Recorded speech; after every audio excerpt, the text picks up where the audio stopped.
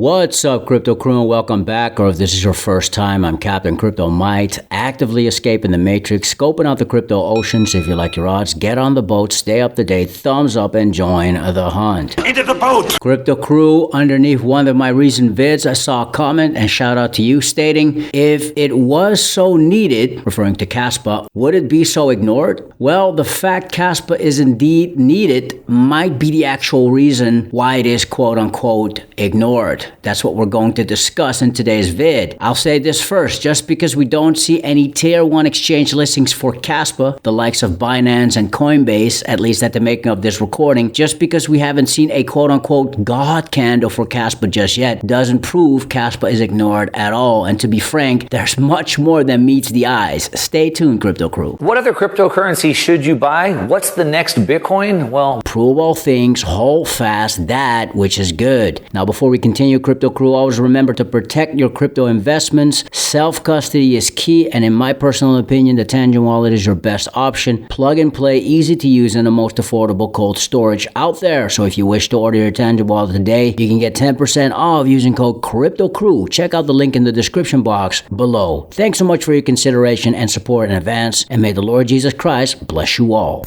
We're already beating a lot of these other, call them brand name, big name cryptocurrencies out there and staying true to the proof of work algorithm. Crypto Crew, recently I came across this video talking about how corporations are all owned by one giant quote-unquote megacorp, and honestly, it blew my mind. If you're going to go grocery shopping at a corporate grocery store, all of these corporations are owned by these institutions. They're highlighted in red if they're on all 4 of these sheets. They're darker orange if they're on 3 of them, and light orange if they're on 2. And there's only a couple that only appear once. It's mostly the same money. But we go deeper. If you go for the biggest tech companies, it's basically the exact same list for all 4 of these. That would be Vanguard, BlackRock, State Street, Fidelity, T. Rowe Price, Geode, which is similar to Fidelity Associated, JP Morgan, Morgan Stanley. And then Northern Trust is on 3 of them, and Capital World Investors is the exact same thing as Capital Research and Management Company. They all own each other. Just a giant cross-ownership pool. This is a list of the top institutional owners of BlackRock and how much of the company they own. And if you visualize it, it looks like this, where the whole square is all of BlackRock's stock, and they get a percentage of that square based on how much they own. And the important colors to note are that white symbolizes us, retail investors, and gray symbolizes insiders that work at the company. So that would be like Larry Fink's stock, among other people. And everything else is other giant corporations, investment banks, like BlackRock themselves own a little bit. State Street owns some. Capital World Management owns some.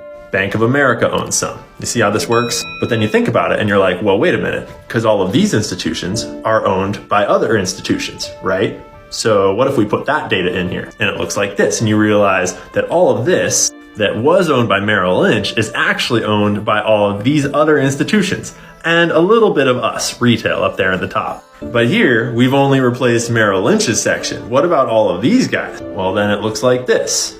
Remember, white is retail investors like you and me, and everything else is giant mega corporations. And if you go one layer deeper, filling in all those corporations with their corporations, you see how this program's working? And so then we simplify it to just black, gray, and white. And this is who owns BlackRock.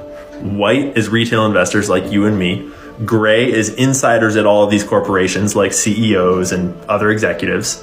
And black is just corporations owning each other. We'll call it Megacorp.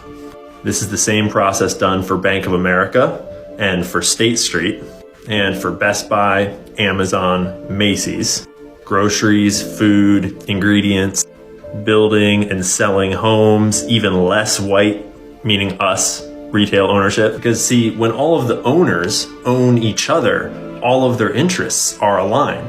BlackRock wants State Street to do well because State Street wants BlackRock to do well because they both own each other.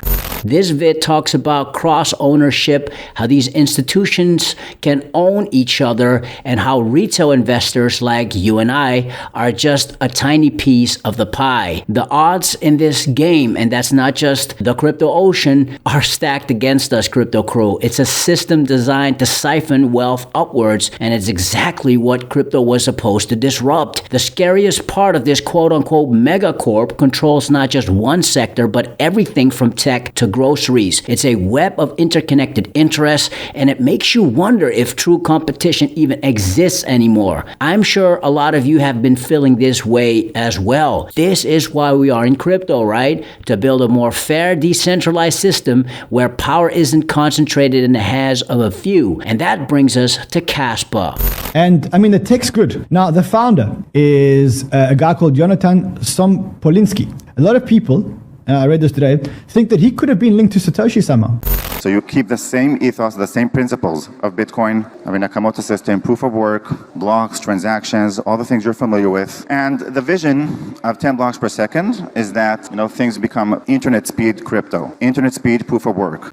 In a world dominated by quote-unquote megacorps, Kaspa is a breath of fresh air. It's a project that truly embodies the original vision of crypto and Bitcoin: decentralization, permissionless access, and community ownership. Like Bitcoin, Kaspa is a proof-of-work cryptocurrency built on a unique blockdag architecture. And it's not just the tech that is exciting, it's the ethos behind it. With the May 5th crescendo upgrade on the Kaspa mainnet, increasing the block production rate from 1 block per second to a blazing fast 10 blocks per second, Kaspa has become the fastest pure proof-of-work crypto project out there, which has even put many of the faster proof-of-stake crypto projects to shame.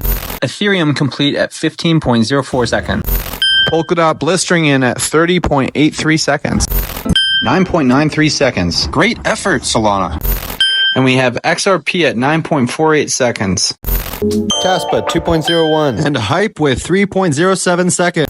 Kaspa 2.47 seconds. And Sui at 4.48 seconds. I still can't believe it. Thank you all for watching. Let me know which tokens you want me to face off against Kaspa. And it doesn't stop there, crypto crew. The team is already working on even more interesting upgrades. We're talking about smart contracts, bringing DeFi and dApps to Kaspa, Layer 2 solutions, scaling Kaspa to handle massive transaction volumes, and the DAG-Knight protocol, a consensus upgrade that will make the network even more secure, even when the internet would shut down in the case of a worldwide calamity. DAG-Knight is Kaspa's endgame. I believe that once all of these things are implemented and in place and proven themselves, Kaspa will actually be the only layer 1 you actually need. It could be spacious enough and performant enough and cheap enough to support all of the utility you need to hold all of the layer 2s you could ever dream about putting on a network. These upgrades aren't just about making Kaspa faster, they're about building a truly decentralized and scalable platform that can compete with these centralized systems we're all trying to escape. Set the difficulty adjustment, the block rate, to whatever it is you want to have. You want to have 1 block per millisecond, 1 block per second, per 10 minutes. Set that as a constant in the system and use difficulty adjustment as in Bitcoin. And then the question we ask is the protocol secure for any latency? So fix Lambda, fix the block creation rate, and now devise a consensus protocol that is secure for any D. And we argue that there's no proof of work or indeed no other consensus protocol that has achieved it, and it's in fact impossible to achieve without proof of work.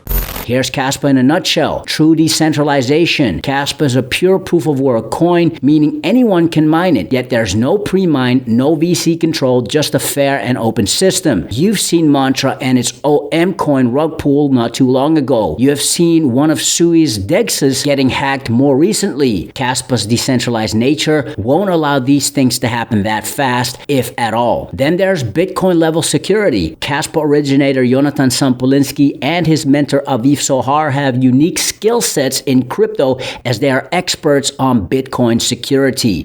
A coin with amazing technology and probably the most powerful community that I have seen in crypto ever. I don't think there's a more powerful community than, of course, the Bitcoin community, but I don't think that there's a more loyal, more strong community in crypto. These guys are diamond hands. These guys are full believers. They believe in the technology. In a world dominated by quote-unquote megacorp, Kaspa offers a real alternative, a decentralized, permissionless, and censorship-resistant financial system. I really think the technology behind Kaspa is unique and is going to work in a cash-based system. Crypto Crew, I truly believe that Kaspa is one of our best shots at building a more fair and equitable future. This isn't a get-rich-quick scheme. It's a relatively slow yet steady marathon towards wealth or even financial independence, depending on your level of conviction and amount. Not financial advice, just my conviction I share with conviction, of course. The point is that the crypto ocean rewards the patient, or what the word of God says, long-suffering. He that is slow to wrath is of great understanding, but he that is hasty of spirit exalteth folly. So going back to the original question at the start of this vid, if Kaspa was needed, then would it be so ignored? Well, since Kaspa is needed and proves to solve many real-world issues, Kaspa may be a threat to the powers that be, and that may be the true reason why Kaspa is quote-unquote ignored for now. But in my opinion, Kaspa will not be ignored for much longer. It's just a matter of time and adoption. Prove all things, hold fast that which is good. Stick around. Fix your mind before you get to the grind. And with that said, let's continue to escape the matrix. Let's continue to be on the lookout for the next big thing here on the crypto ocean. Grow in grace, and let's make some crypto waves. Say I.